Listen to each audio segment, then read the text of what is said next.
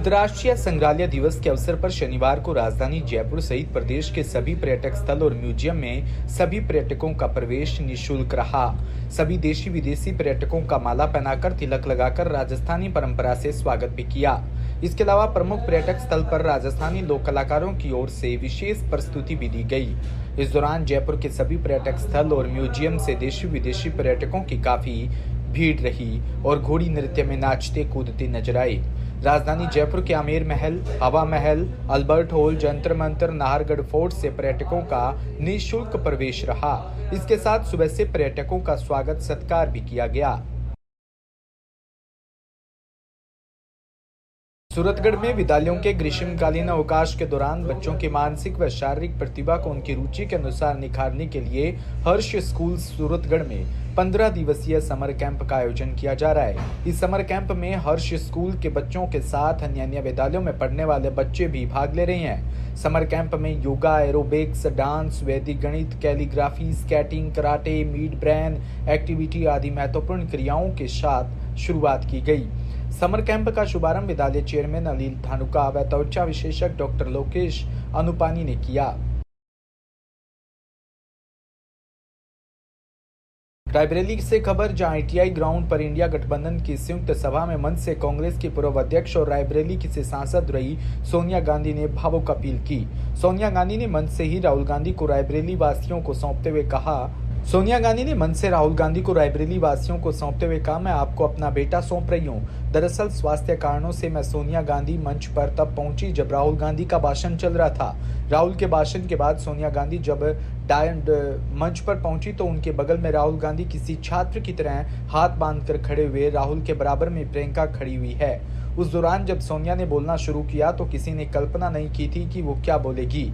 सोनिया ने कहा, मैं आज आपको अपना बेटा सौंप रही हूँ। जैसे आपने मुझे अपना माना वैसे ही राहुल को अपना मानकर रखना है।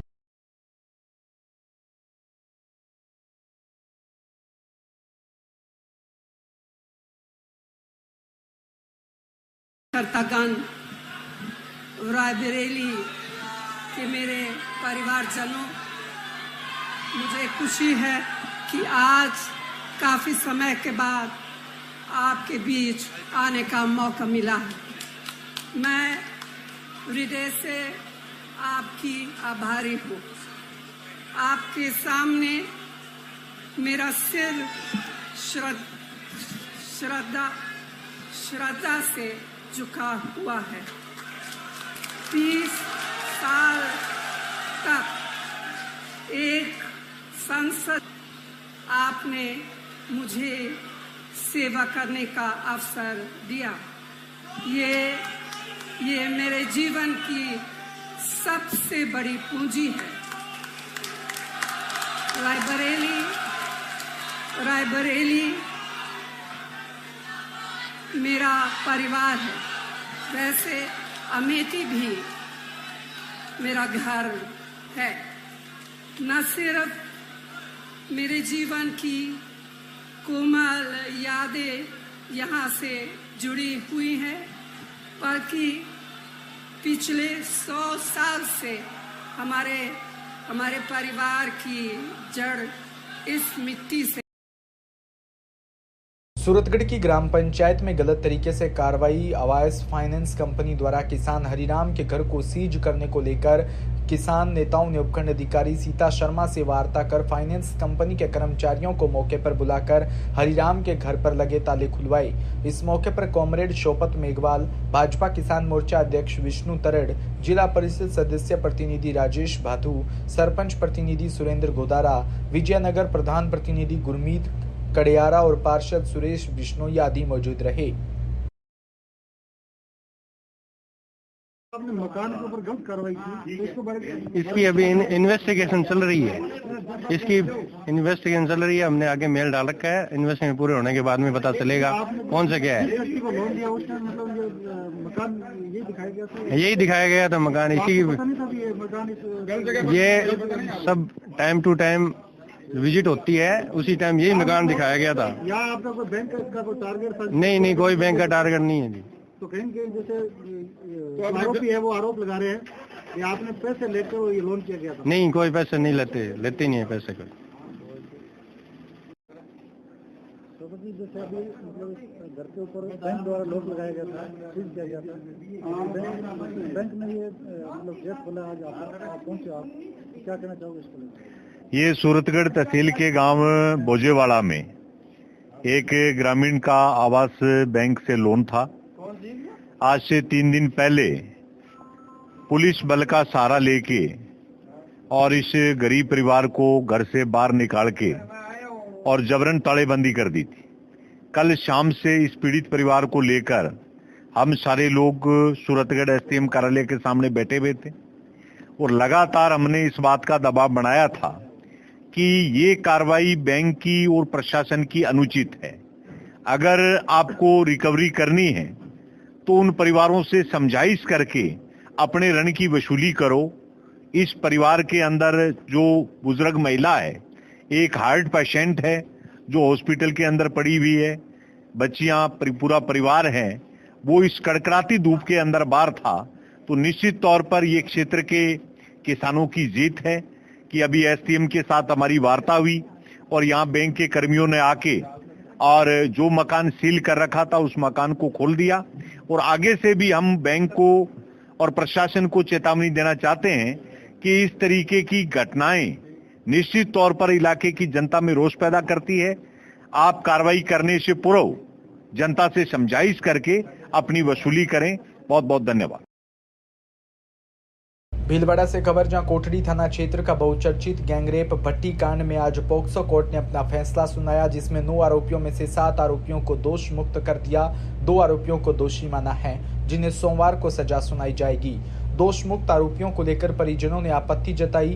भीलवाड़ा जिले के कोठड़ी थाना क्षेत्र में 2 अगस्त 2023 को बकरियां चराने गई बालिका को भट्टी पर काम करने वाले 2 युवकों ने अगवा कर उसके साथ गैंगरेप किया, जिसके बाद उसे मृत समझकर टुकड़े टुकड़े करके कोयला बनाने वाली भट्टी में डाल दिया था। इस मामले में पुलिस ने जांच करके 9 लोगों को दोषी मानते हुए गिरफ्तार कर लिया। आज 10 माह बाद इसमें कोर्ट ने अपना फैसला सुनाते हुए 9 में से 7 आरोपियों को दोष मुक्त कर दिया और 2 आरोपियों को सोमवार के दिन सजा सुनाई जाएगी।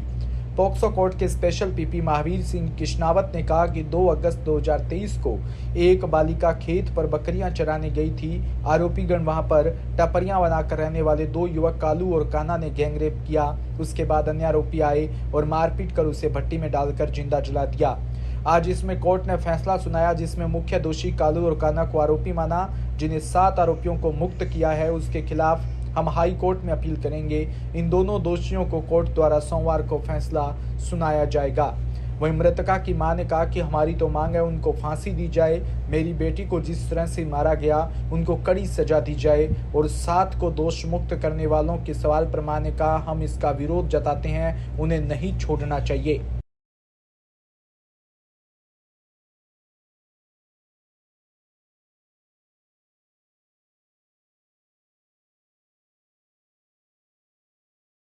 ये 2 अगस्त 2023 की घटना थी। ये 2 अगस्त 2023 की घटना थी। एक मासूम रोज की तरह अपने खेत पर बकरियां चराने के लिए गई थी। मुलजिमान वहीं पे टपरियां बनाकर रहते थे और मृतका के नीयत खराब थी उनकी मृतका के प्रति, तो उन्होंने हवस का शिकार बना डाला। हवस का शिकार बनाने के बाद दोनों ने, एक दूसरे भाई कालू और काना ने गैंगरेप किया। गैंगरेप करने के बाद अन्य मुलजिमान आए, मारपीट की और भट्टी के अंदर डाल दिया और जला दिया, जिंदा ही जला दिया। और पुलिस ने बहुत अच्छा काम किया था, बहुत अच्छी चार्जशीट दाखिल की थी। मात्र 1 महीने के अंदर अंदर चार्जशीट दाखिल कर दी थी। आज माननीय न्यायालय का फैसला है, इसमें 7 को एक्विटल किया गया है और जो 2 मेन मुलजिम थे कालू और काना, उनको दोष सिद्ध करार दिया गया है। तो 7 को बरी कर दिया, एक्विटल कर दिया। इसकी हम हाई कोर्ट में अपील करेंगे, सरकार की तरफ से अपील है। ऑर्डर पढ़ेंगे, ऑर्डर पढ़ने के बाद देखेंगे ना कि ऑर्डर में कहाँ कमी रही, हमारी पुलिस की कहाँ कमी रही। ऑर्डर पढ़ने के बाद सजा के जो मैंने एक्यूज है कालू और काना, उनकी सजा के बिंदु पर मंडे को फैसला आएगा। मंडे को कोर्ट सुनेगी और फिर उसके बाद फैसला देगी। कोई खामी नहीं, वो फैसला आने के बाद करेंगे ना, क्या छोटी मोटी सभी धाराओं के अंदर जो मैंने एक्यूज है कालू और काना, उनको 376, 2N, 376 D, 302, 326, 201, 118, 120 भी IPC, 5/6 पॉक्सो एक्ट और 5GL पॉक्सो एक्ट में मुलजिम कालू को और मुलजिम कान्हा को 302, 376, 3/4 इनमें दोष सिद्ध किया गया। मेन एक्यूज कालू और कान्हा ही थे। इनको दोष सजा के बिंदु पर दंड के बिंदु पर सोमवार को कोर्ट सुनेगी और उसके बाद फैसला देगी।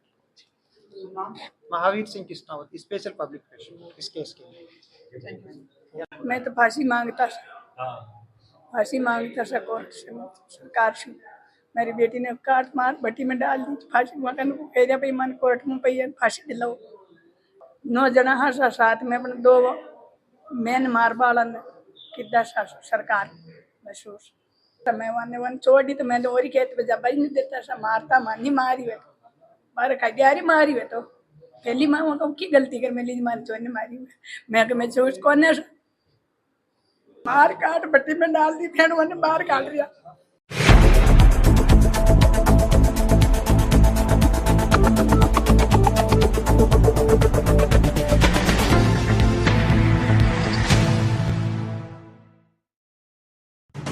राजस्थान